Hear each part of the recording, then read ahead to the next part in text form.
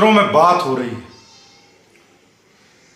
एक कह रहा है मैं और मेरी पत्नी के बीच में झगड़ा नहीं होता। दूसरा पूछता है क्यों? बोले हमने काम बांट रखा है, मैं बड़े बड़े डिसीजन ले लेता हूं और वह छोटे मोटे डिसीजन ले लेती है। तो दूसरा पूछता है कैसे? बोले जो भी छोटे मोटे काम है, बच्चों का एडमिशन कहाँ कराना है, घर में कौन सी चीज़ खरीदनी है, क्या लेना है, किसको कितने पैसे देने हैं, सोफा कौन से रंग का लेना है, ये सारे डिसीजन वाइफ ले लेती है, छोटे मोटे हैं। बोले और? बोले सारे बड़े बड़े डिसीजन मैं ले लेता हूं। बोले क्या? बोले किसकी सरकार बननी है, धर्म का क्या होगा, भविष्य में क्या होगा, इन्वायरमेंट का क्या होगा, ये सारी बड़ी बड़ी बातें बोले मैं डिसाइड करता हूं। सारे पुरुष ऐसे ही होते हैं, उनको बड़ी बातें करने में बड़ा रस आता है। सुबह न्यूज़पेपर पढ़ते ही इसलिए हैं ताकि दिन भर चार लोगों के बीच में बैठ के बता सकें कि कौन कितना ज्ञानी है, किसको कितनी एनालिसिस आती है। कारण इतना है कि गहरे में कहीं ना कहीं क्षुद्रता का भाव है, छोटा महसूस होता है। तो जो व्यवहारिक बातें हैं, वास्तविक बातें हैं, घर परिवार की बातें हैं, उनकी बातें करोगे तो छोटा महसूस होगा, क्योंकि वो वास्तविकता है। बच्चे का एडमिशन कराना है, कौन सी चीज कितने की आएगी, दर्द होता है। और जो बड़ी बड़ी बातें करना है उसमें मजा आता है, रस मिलता है। किसकी सरकार आने वाली है, किसकी बनने वाली, भले कोई मतलब ना हो, ना वहां पहुंचना हो सकता है कई बार तो आप वोट भी डालने ना जाएं, लेकिन पूरे ज्ञाता है, पूरा रस है। और ये रस जो है बहुत गहरा है और बहुत मनोवैज्ञानिक है। कारण इतना है कि आप बड़ा महसूस करना चाहते हो, कहीं से भी कुछ बड़ा महसूस हो जाए। वो बड़ी बड़ी बातों में कुछ क्षणों के लिए आप बड़ा महसूस कर पाते हो, भले ही किसी को हरा के, किसी के सामने अपना ज्ञान बता के, कुछ एनालिसिस बता के, कुछ ऐसी बातें करके कि लोगों को प्रभावित कर सको, आप अपने आप को कुछ देर के लिए बड़ा महसूस करते हो, तो बड़ी बड़ी बातें करते हो। इसके भीतर और भीतर जाएं तो आपके भीतर बड़ा होने की गहरी गहरी आकांक्षा है। आपकी जो चेतना है वो बृहद होना चाहती है, वो बृहद होना चाहती है और वो हो नहीं पाती, वो जीवन की छोटी छोटी बातों में खप जाती है। तो बड़े होने का रास्ता ढूंढती है। बड़े होने का रास्ता उसको इन्हीं बातों में मिलता है कि सत्ता किसकी परिवर्तित हो रही है, कहां क्या हो रहा है। तो वो इन बातों में बहुत गहरा सबकॉन्शियस रस लेता है, और ऐसा सब जगह होता है। ये रस होता ही इसलिए है क्योंकि आपके भीतर गहनतम आकांक्षा है वो बड़ा होने की। प्रत्येक चेतना बहुत गहराई में परमात्मा से मिलना चाहती है, या वो परमात्मा होना चाहती है, वो पूर्ण होना चाहती है। और वो वेदना इतनी गहरी है कि भांति भांति के तरीके से प्रकट होती है।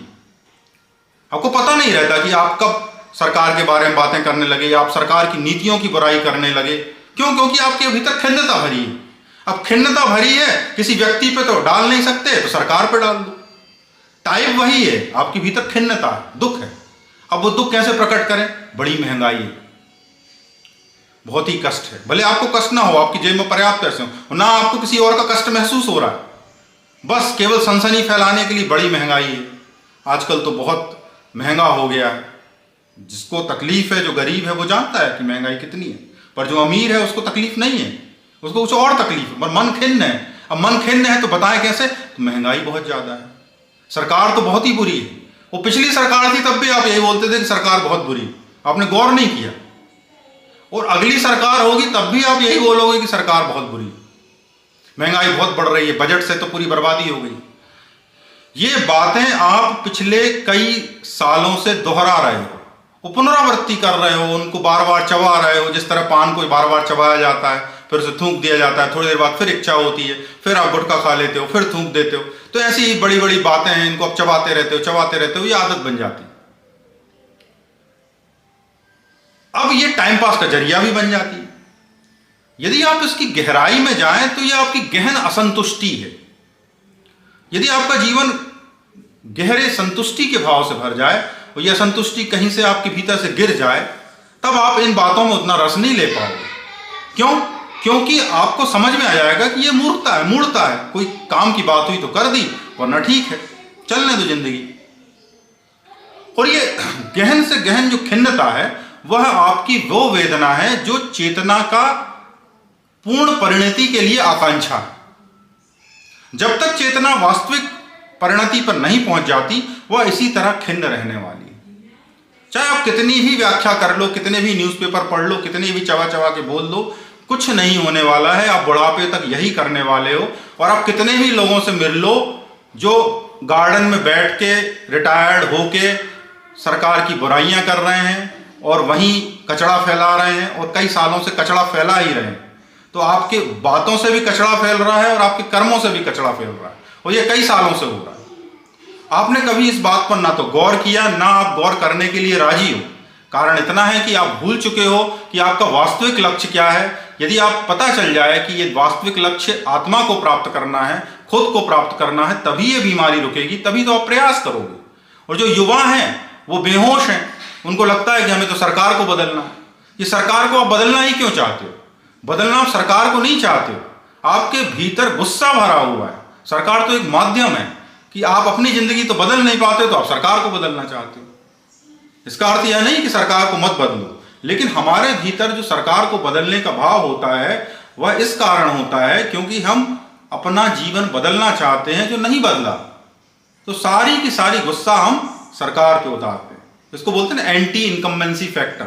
बहुत समय तक एक ही सरकार रह जाए तो बहुत सारे लोग उसके विरोध में आ जाते हैं, बिना कारण विरोध में आ जाते हैं। कोई कारण नहीं है कि विरोध में होने का, फिर भी हम विरोध में आ जाते हैं। कारण इतना होता है कि हमें तो कुछ बदलाव चाहिए होता है।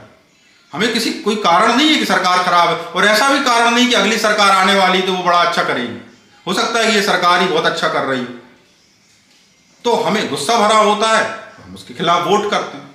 तो ये मानवीय स्वभाव है, इससे हमारे निर्णय बहुत गहरे में प्रभावित रहते हैं, और प्रभावित रहते हुए हम अपने जीवन में ये पुनरावृत्ति करते रहते हैं, और यह पुनरावृत्ति हमारी मस्तिष्क की बहुत सारी क्षमता को खा जाती है। हम कभी कोई ऐसा कार्य नहीं कर पाते जो समाज में वाकई में कोई मूल्यवान काम हो, जिससे समाज में कोई परिवर्तन आए या समाज में हम उससे कोई बेहतरी की उम्मीद हो। तो जो भी लोग इस तरह की दिनचर्या रखते हों, जो दिन भर इन्हीं बातों में समय गुजारते हैं और अपनी शक्ति और श्रम को उसमें नष्ट करते हैं, वो इस बात को गहराई से विचार करें कि आपके भीतर सबकॉन्शियस में ये बातें चल रही हैं और इन बातों की गहराई की जड़ क्या है और आपको करना क्या है।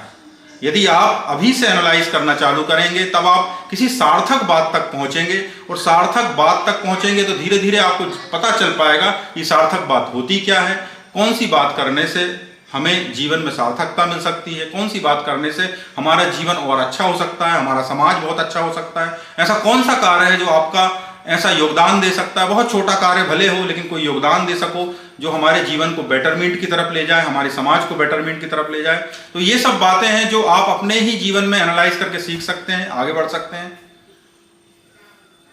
यदि आपको कोई समझने में समस्या हो तो कमेंट बॉक्स में जरूर लिखें। सुनने के लिए बहुत बहुत धन्यवाद। आपका और मेरा दोनों का आध्यात्मिक विकास हो। हरे कृष्णा।